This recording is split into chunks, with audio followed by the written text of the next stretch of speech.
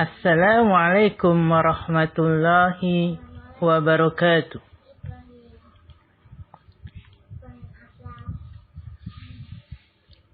Alhamdulillah wassalatu wassalamu ala rasulillah wa ala alihi wa ashabihi ajma'in, amma ba'du. Ikhwani wa akhwati rahimani wa rahimakumullah. Alhamdulillah, kita bersyukur kepada Allah Subhanahu wa taala.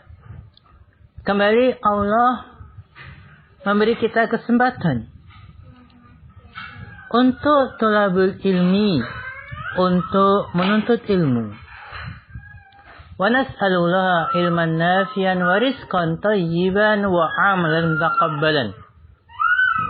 Dan kita berdoa kepada Allah, mudah-mudahan Allah memberi kita tambahan ilmu yang bermanfaat, rezeki yang baik, dan amalan yang diterima di sisinya. Ikhwani wa akhwati rahimani wa rahimakumullah. Kembali kita akan belajar atau membaca buku belajar menentukan kedudukan atau jabatan suatu kata dalam bahasa Arab. Ini bukunya ya, yang akan kita pelajari lagi, yaitu buku belajar menentukan kedudukan atau jabatan suatu kata dalam bahasa Arab. Ini masih jilid yang pertama ya. 6. Alangkah baiknya apabila antum dan antuna memilikinya ya. Bagi yang mau mengendakinya bisa pesan ke kami lewat kolom komentar ya, atau hubungi kami. Nah, belajar menentukan kedudukan atau jabatan suatu kata dalam bahasa Arab. Materi pertama telah kita kaji bersama. Materi kedua juga sudah. Materi ketiga sudah. Keempat sudah. Kelima sudah. Keenam sudah. Ketujuh sudah. Kedelapan sudah. Kesembilan juga sudah. Kesepuluh juga sudah. Pada kali ini kita akan masuk materi ke-11. Materi ke-11, yaitu membahas sebuah kalimat berbunyi anta muwadzafun. Kelebihan dari buku ini adalah membahas suatu kalimat,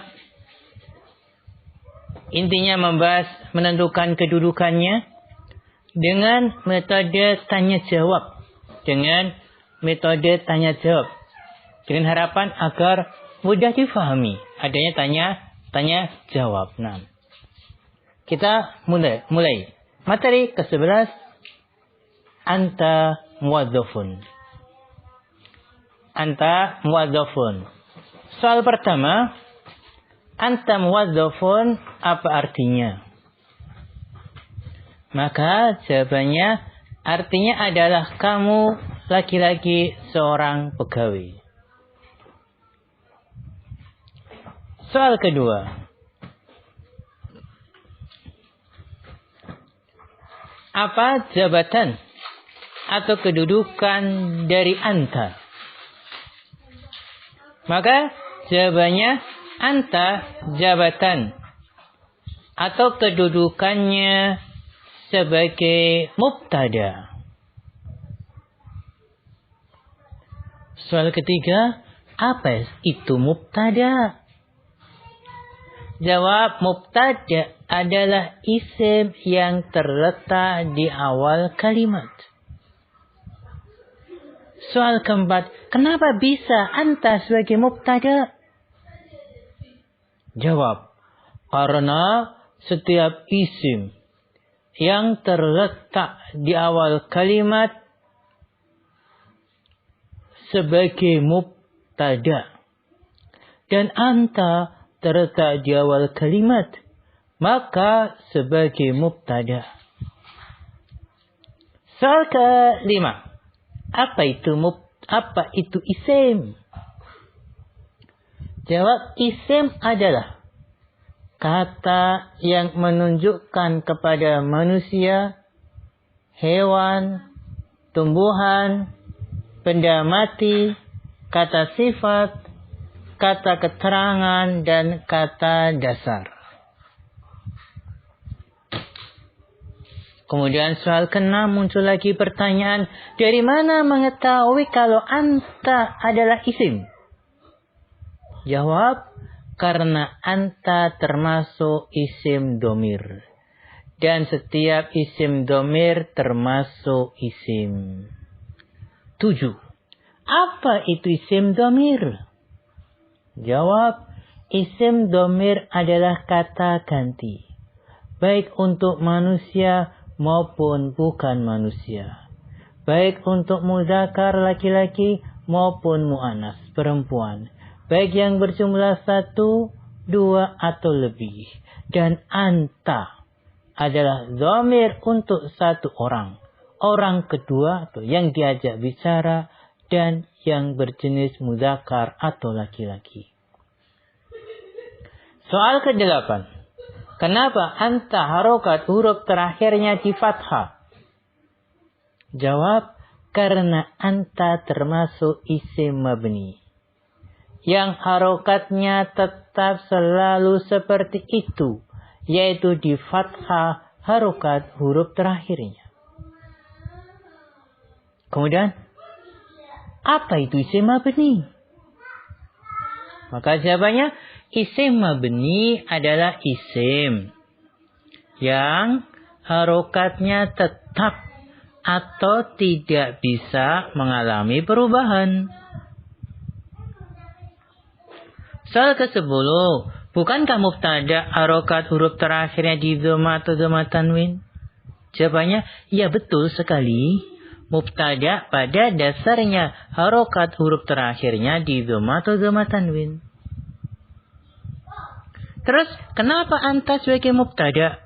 Bukankah harokat huruf terakhir di fathah? Maka jawabannya, anta terletak di awal kalimat. Maka sebagai mubtada. Kemudian memang pada asalnya mubtada, harokat huruf terakhirnya di dhamma atau dhamma tanwin. Berhubung anta adalah isim domir yang mabni, atau tidak bisa mengalami perubahan harokatnya, yang mana harokat huruf terakhir selalu di fathah, maka harokatnya tetap seperti itu, walaupun jadi mubtada. Dan soal ke-12. Jadi mubtada bisa berupa isim yang harokat huruf terakhirnya tidak di dhamma atau dhamma tanwin, ya. Jika berupa isim mabni? Jawab, ya betul sekali. Hukum asalnya mubtada adalah isim yang harokat huruf terakhirnya di dhamma atau dhamma tanwin. Tetapi kalau berubah isim mabni, maka mengikuti harokat isim mabni tersebut. 6. Jadi, inilah pembahasan pertama tentang anta. Sampai kita dapatkan ada 12 pertanyaan tentang anta. Untuk mengetahui anta ini sebagai apa dan kenapa. Jadi intinya anta adalah sebagai mubtada. Kedudukannya sebagai mubtada. Adapun alasannya, ya karena setiap isim yang terletak di awal kalimat, maka sebagai mubtada. Dan anta terletak di awal kalimat, maka sebagai mubtada. Kemudian kalau masalah harokatnya, kenapa anta di fathah? Maka jawabannya adalah karena anta termasuk isim mabni yang harokatnya tetap selalu seperti itu, yaitu di fathah harokat huruf terakhirnya, gitu ya. Itulah intinya. Nah, sekarang kita bahas kedua. atau kata kedua, anta muwadzafun. Sekarang muwadzafunnya kita bahas. Soal ke-13. Apa kedudukan atau jabatan muwadzafun? Jawab, muwadzafun kedudukan atau jabatannya sebagai khobar. Jadi muwadzafun sebagai khobar. Apa sih khobar? Khobar adalah penyempurna makna mubtada. Kenapa bisa muwadzafun sebagai khobar? Ya karena muwadzafun menyempurnakan makna dari anta, dari mubtada. Terus kenapa muwadzafun di dhamma tanwin harokat huruf terakhirnya? Ya karena muwadzafun sebagai khobar, kedudukan atau jabatannya sebagai khobar. Dan khobar itu harokat huruf terakhirnya di dhamma tanwin, gitu ya. Dan kenapa muwadzafun dan bukan muwadzafatun? Maka jawabannya ya karena mubtadanya anta. Anta itu isim dhamir untuk muzakkar, maka khobarnya muwadzafun juga harus ismu zakar. Dari mana bisa mengetahui kalau anta isim dhamir untuk muzakkar? Maka isim dhamir itu banyak dan anta termasuk isim dhamir untuk muzakkar. Nah, mohon diperhatikan. Intinya muwadzafun sebagai khobar, kedudukannya sebagai khobar. Kalau ditanya apa alasannya? Ya alasannya karena muwadzafun penyempurna makna dari mubtada, penyempurna makna dari anta.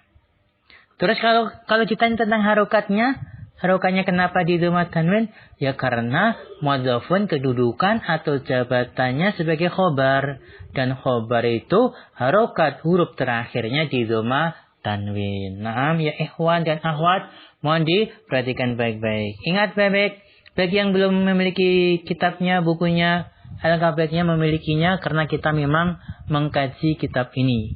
Buku ini. Buku apa? Belajar menentukan kedudukan atau jabatan suatu kata dalam bahasa Arab jilid yang pertama. Bagi yang mengendakinya bisa menghubungi kami atau pesan lewat kolom komentar ya. Mudah-mudahan bermanfaat. Nas'alullah al-afiyah wassalamah fid dunya wal akhirah. Wal alam biswab. Wa akhiru kalam. Assalamualaikum warahmatullahi wabarakatuh.